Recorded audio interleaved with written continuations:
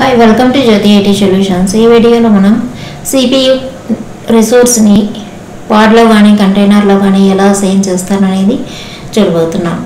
ఇంతకుముందు వీడియోలో మెమరీని ఎలా అసైన్ చేస్తారో మనం చూసాము.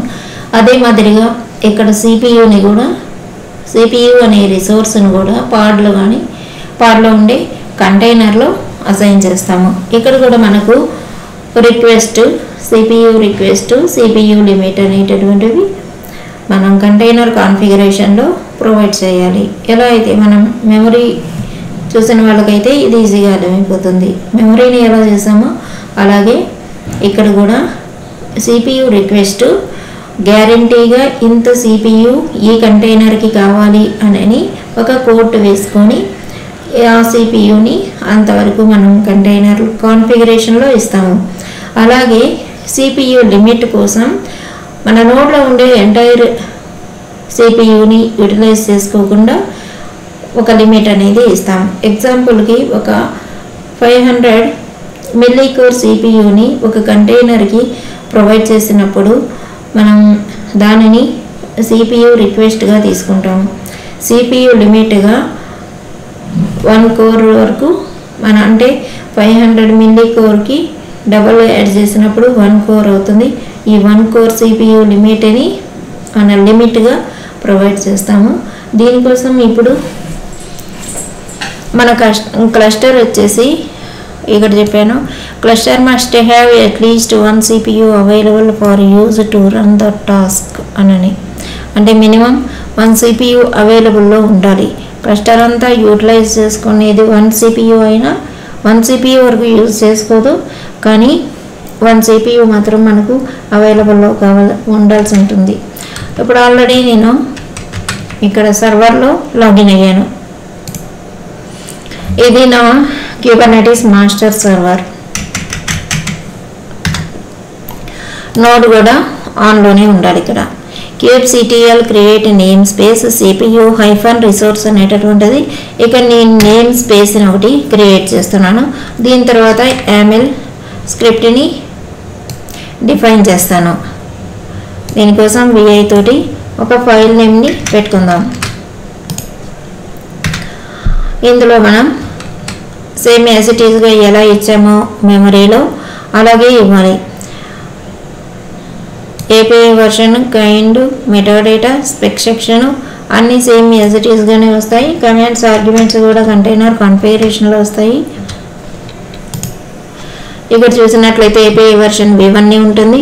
Kind pod, already number of times pod వీడియోస్ని మనం చూసాం కాబట్టి పాడ్కి API వర్షన్ V1 ఉంటుంది. మెటాడేటాలో నేమ్ వచ్చేసి CPU అసైన్ పాడ్ అని ఇచ్చాను. ఇది మన పాడ్ నేమ్ స్పేస్ వచ్చేసి CPU -రిసోర్స్. ఈ నేమ్ స్పేస్లో మనకు నెంబర్ ఆఫ్ పార్ట్స్ కూడా ఉండొచ్చు. ఇక్కడ ఒక పాడే ఉంటుంది, మనం ఒకటే క్రియేట్ చేస్తున్నాం కాబట్టి. ఇక స్పెక్ సెక్షన్లో కంటైనర్స్కి ఒక నేమ్, దాని తర్వాత ఇమేజ్ wish/stress. ఇది కూడా పబ్లిక్లో ఉండేటటువంటి ఇమేజ్ను మీరు కూడా యూజ్ చేసుకోవచ్చు. సేమ్ నేమ్ ఇచ్చినట్లయితే మీకు కూడా యూజ్ అవుతుంది. రిసోర్సెస్ వచ్చేసి మనకు రిసోర్సెస్ మెయిన్గా 2 చెప్పుకుంటాం. ఈ రిసోర్సెస్ అనే హెడ్డింగ్ కిందకి 2 చెప్పుకుంటాం. ఒకటి CPU, రెండవది మెమరీ ఆల్రెడీ చెప్పాను. ఇది CPU. ఇక్కడ మనం రిక్వెస్ట్ లిమిట్ అనేది పైన ఇవ్వచ్చు, కింద అయినా ఇవ్వచ్చు, ఎక్కడైనా ఇవ్వచ్చు. ఇప్పుడు లిమిట్స్ వచ్చేసి CPU 1 కోర్ వరకు ఇస్తాను. మనకు ఆల్రెడీ ఇన్స్టెన్స్ క్రియేట్ చేసేటప్పుడు చూసాము 2 కోర్ వర్చువల్ CPUs మన ఇన్స్టెన్స్కి యాడ్ చేసి ఉన్నాయి. మీరు కావాలంటే టాప్ కమాండ్తో కూడా మీకు ఎంత ఉంది ఒకవేళ మీకు డౌట్ ఉన్నట్లయితే టాప్ కమాండ్తో చూడొచ్చు, లేకపోతే AWSలోకి వెళ్ళి ఇన్స్టెన్స్ డీటెయిల్స్లో అయినా చూసుకోవచ్చు. ఇక్కడ మనం 1 కోర్ వరకు CPUని ఈ కంటైనర్ కోసం CPU లిమిట్కి ప్రొవైడ్ చేస్తున్నాం. తర్వాత రిక్వెస్ట్ వచ్చేసి CPU 0.5 అంటే 500 మిల్లీ కోర్ని లేకపోతే హాఫ్ కోర్ని ఇక్కడ రిక్వెస్ట్గా ఇస్తున్నాం. ఇంకా ఆర్గ్యుమెంట్స్ కమాండ్ ఏమి ఇవ్వకుండా ఆర్గ్యుమెంట్స్ ఇస్తున్నాం. $CPUs -CPUs ఇక్కడ ఎంత మనకు రీచ్ అవ్వచ్చు అంటే 2 వరకు ఉన్నట్లుగా ఏదైనా ఆర్గ్యుమెంట్ మనకు రిక్వైర్మెంట్ని బట్టి వాళ్ళు ఇచ్చేటటువంటి కమాండ్స్ ఆర్గ్యుమెంట్స్ని ఇక్కడ ప్రొవైడ్ చేసుకోవచ్చు. ఇప్పుడు ఈ ఫైల్ని సేవ్ చేసుకొని మనం క్రియేట్ చేస్తాం kubectl కమాండ్ తోటి. kubectl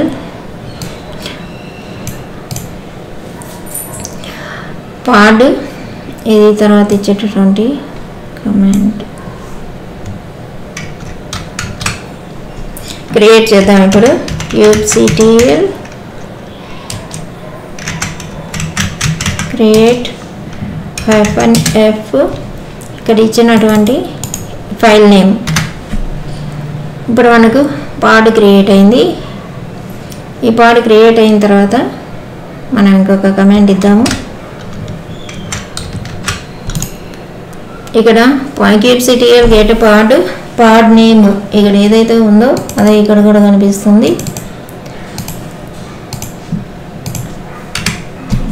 ఇక్కడ కనిపిస్తున్నటువంటి నేమ్ ఈ నేమ్ కూడా మ్యాచ్ అయి ఉంటుంది. దాని తర్వాత $నేమ్ స్పేస్ కమాండ్స్ ఇలాగే ఇవ్వాలి. నేను టైం సేవ్ చేయడం కోసం కాపీ పేస్ట్ చేస్తున్నాను. ముందుగానే ప్రిపేర్ చేసి పెట్టుకొని ఇవన్నీ కూడా టైప్ చేసుకోండి మీరైతే. $Name space equal to CPU resource ఇది నేమ్ స్పేస్ నేమ్ మనం క్రియేట్ చేసినటువంటి ఈ నేమ్ స్పేస్. ఇప్పుడు మనకు ఆ నేమ్ స్పేస్లో 1 by 1 తోటి సక్సెస్ఫుల్గా నోడ్కి అసైన్ అయిపోయింది అన్నమాట. ఇంకా 2 కమాండ్స్ చూద్దాము. ఈ కమాండ్ తోటి మనం YAML స్క్రిప్ట్లో మనం అసైన్ చేసినటువంటి CPUని చూసుకోవచ్చు. ఎర్రర్ వస్తుంది. CPU assign part space type చేస్తే ఈ ప్రాబ్లమ్స్ రావు. ఇక్కడ మనకు కమాండ్ ఇక్కడ ఇచ్చాము. దీని తర్వాత చాలా పెద్ద అవుట్పుట్ అనేది వస్తుంది. API version kind metadata spec section. మెటాడేటాలో ఏమి ఇచ్చామో అవి ఇక్కడ ఉంటాయి. స్పెక్ సెక్షన్లో కంటైనర్స్ ఆర్గ్యుమెంట్స్ ఇచ్చాను.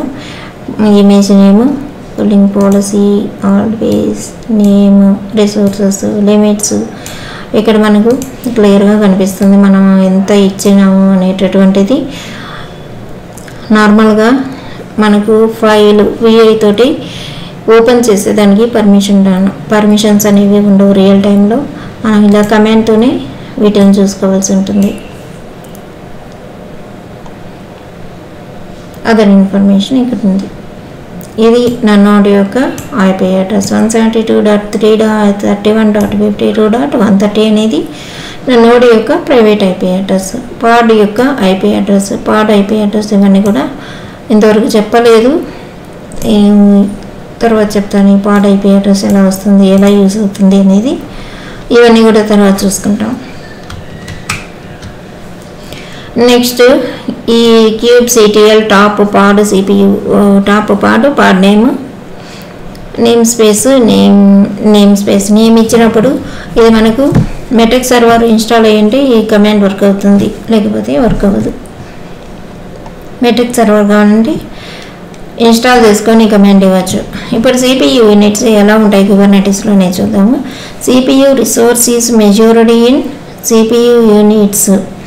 1 CPU in Kubernetes is equivalent to Kubernetesలో 1 CPUని ఎలా మెజర్ చేస్తారు అంటే AWSలో అయితే 1 వర్చువల్ CPU అని చెప్తారు.